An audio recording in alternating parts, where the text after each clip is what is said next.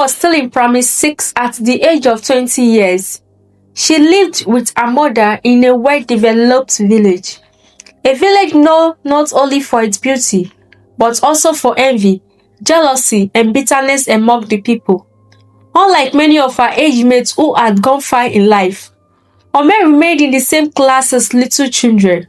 Her childhood friend, Obaro, was already in her final year at the university. Some of her mates had graduated, some were learning trades, while others were married with children.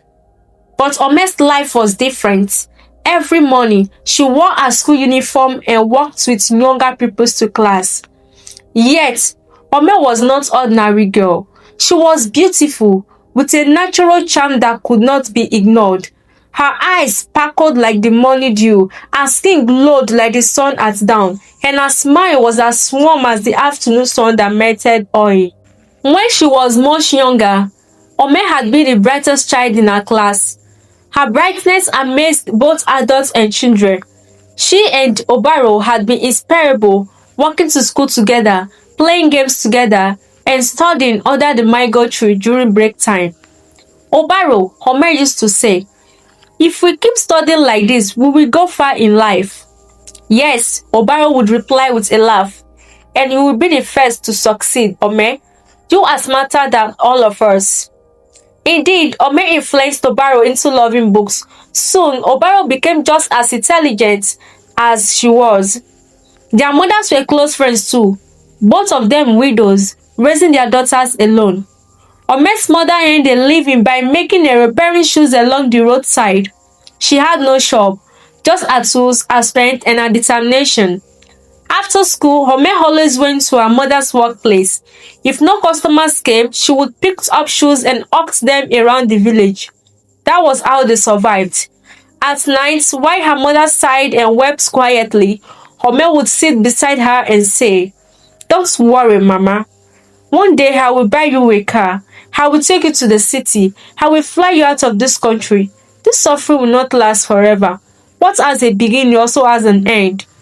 Her mother would look at her and smiled weakly. She could not understand how a child so young could speak with such wisdom.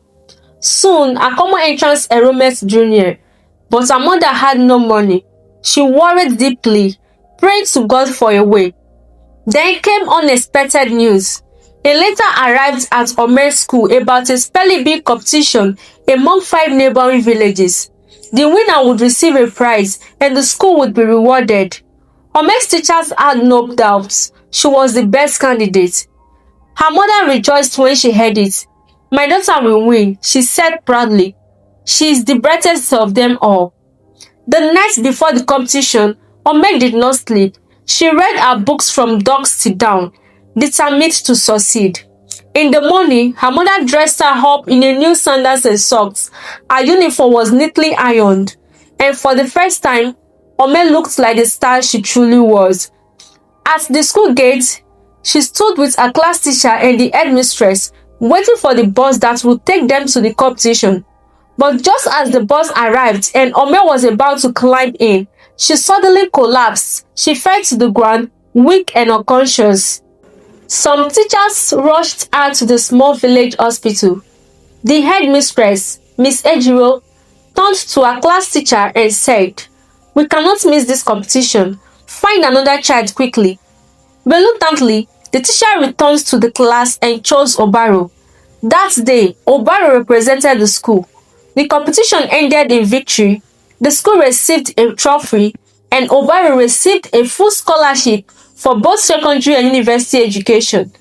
Meanwhile, Ome lay paralyzed on a hospital bed. Her mother wept bitterly, refusing to leave her side. The illness grew worse. Ome missed her common entrance exam. Soon, she could no longer walk or talk. Her mother carried her like a baby, feeding her, bathing her, and dressing her every day. Villagers whispered cruel things whenever they saw her mother pass by. "Look at her," they would say. "That girl is an ogbanje. She will not survive."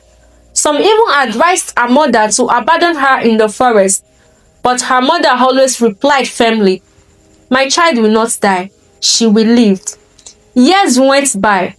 Herbalists gave her potions, native doctors gave her charms, but nothing worked. The sickness grew worse. Their house made of herbs and medicine. Neighbors insulted them, calling Ome the stubborn, deadly living Ogbanje and mocking her mother as a witch. Yet, her mother endured it all. Ome was not getting well, but she was turning into a woman.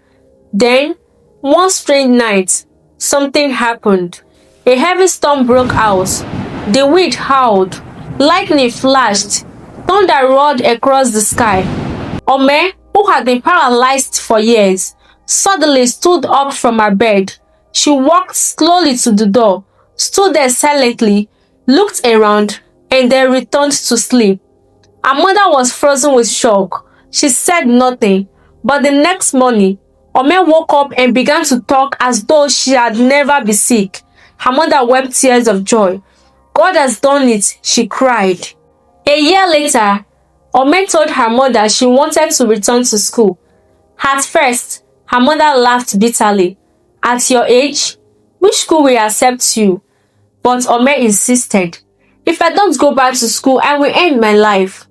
Afraid, her mother agreed. They went from school to school, but every principal refused. Some said she is too big. She will spoil our younger pupils.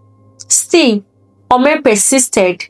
Finally, they went to a private school in a neighboring village. Ome knelt down before the proprietor and begged, with tears running down her face.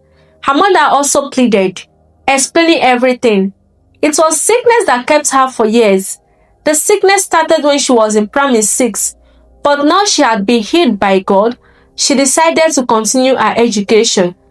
The proprietor, moved with pity, agreed, but warned her to be bringing an extra shirt every day so that inspectors would mistake her for a teacher. In class, children mocked her. Grammar of the class, they called her, but Ome ignored them. She studied harder than anyone else. When a common entrance exam came, the proprietor suggested letting a younger child write it in her name, but Ome refused. I will write my own exam, she declared, and she did.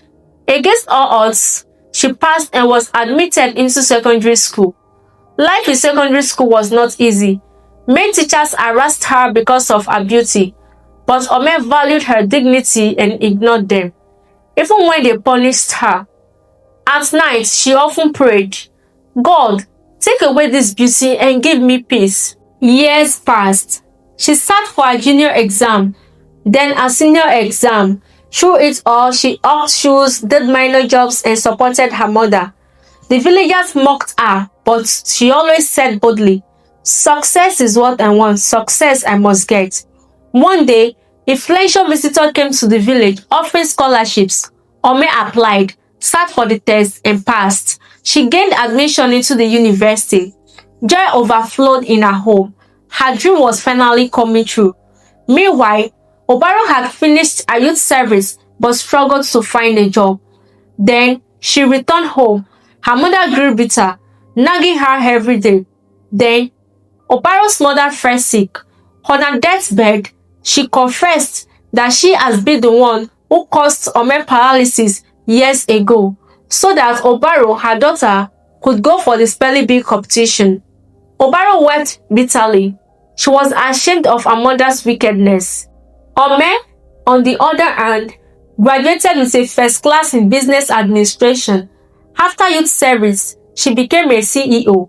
She returned to the village in a Mercedes-Benz to fulfill the promises she had made as a child.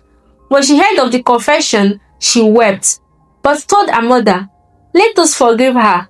Together, they went to visit Obaro, but sadly, her mother had died shortly before their arrival. Obaro was now all alone in the world. She wept, saying, what will I do now? I have no mother, no father, no siblings. Ome embraced her and replied, from today, you are my sister.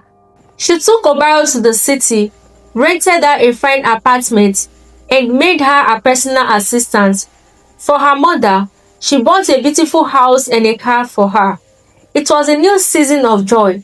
1 year later, Ome, her mother, and Obaro flew out of the country, leaving behind years of sorrow and embracing a future filled with light.